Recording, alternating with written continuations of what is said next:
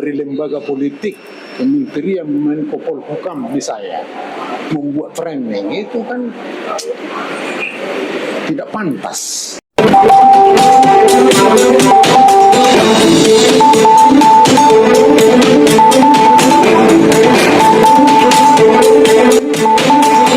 Sebelum kita lanjut, jangan lupa di like, komen, dan subscribe. Nah, mungkin bisa dijelaskan lagi Pak, Bapak kapasitasnya sebagai saksi apa atau dari pihak mana Pak? Jadi ini sesuai dengan keterangan yang berkembang. Tadi juga saya tanya ya, saya diajukan sebagai saksi oleh siapa?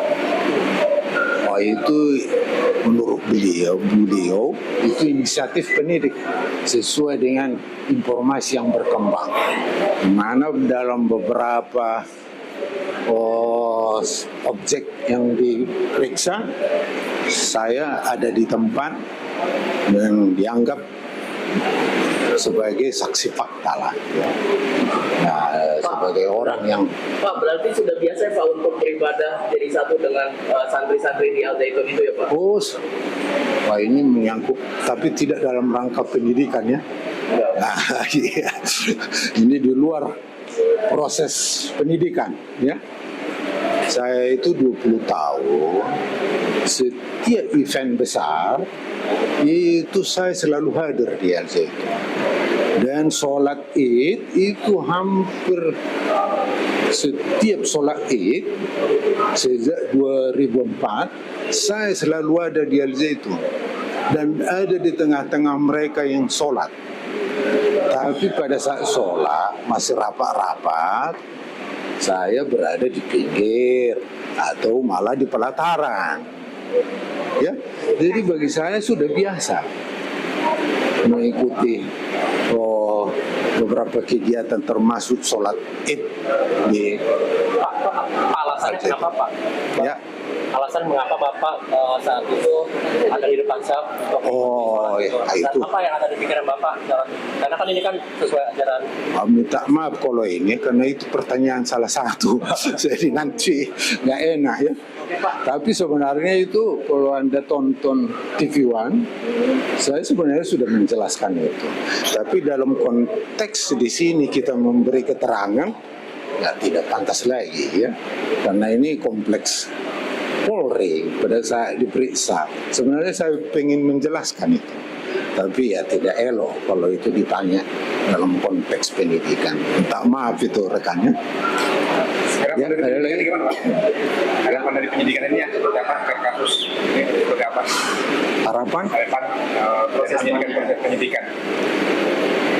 Yes. Harapan saya. Itu selain memberi keterangan sesuai pertanyaan, saya itu juga tadi menyampaikan dua hal. Satu buku yang saya tulis tentang Al Zaitun, satu lagi kopi dari surat saya kepada Presiden. Dan di dalam surat saya kepada Presiden itu menjawab pertanyaan rekan yang tadi. Harapan saya kehadiran negara itu jelas, jangan tanggung-tanggung, jangan suam-suam kuku, tapi janganlah ada framing dalam proses itu, apalagi itu muncul dari pejabat negara. Jangan diulangi kesalahan yang sudah pernah terjadi oleh lembaga tertentu. Dia harus prasangka tidak bersalah. Apalagi dari lembaga politik, Kementerian Menko Polhukam misalnya, membuat framing itu kan tidak pantas.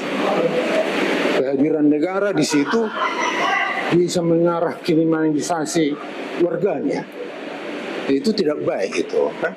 Tapi saya harapkan, malah saya tulis di dalam surat saya, kenapa negara begitu lambat meneliti Al Zaitun? Dia punya perangkat BIN segala macam ini.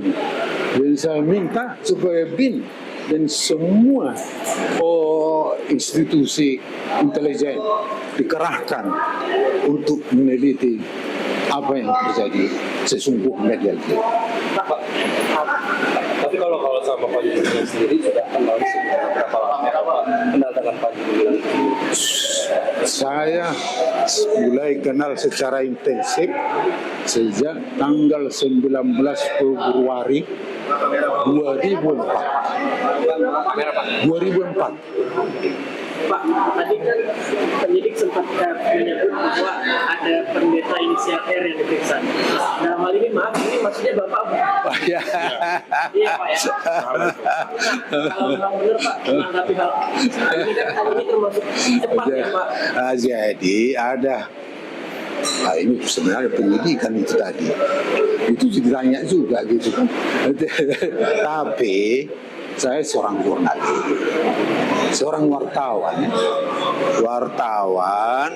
yang oleh rekan-rekan saya sesama wartawan semasa muda itu sering bilang, wah Pak Pendeta itu kalau misalnya pergi ke suatu tempat gitu pendeta.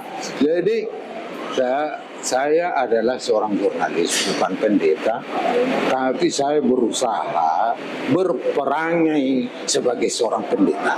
Maka sering disebut orang sebagai pendeta. Ya, apa? Ada lagi? Pak, terakhir Pak, kan ini Bapak sudah mengenal Pak Panji Gumilang sejak lama dan Bapak juga kerap berkunjung ke Polres Al-Zaitun. Nah, mengingat proses penyidikan ini terkesan berjalan cepat kan Pak?